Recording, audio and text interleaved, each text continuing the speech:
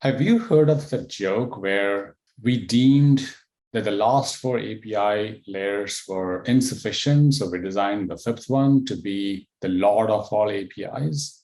And then the new engineering leader comes and they deem this V5 API is insufficient, so design the sixth one, and so on and so forth.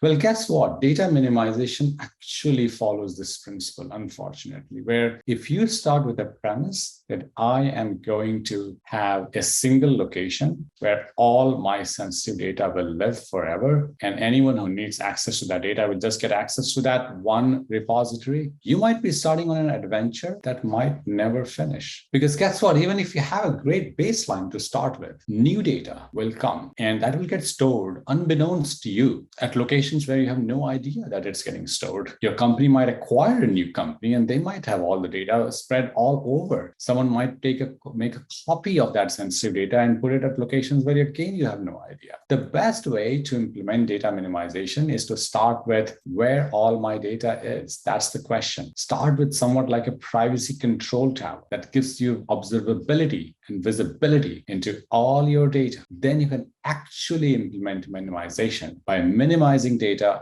right at its source, not by creating another copy.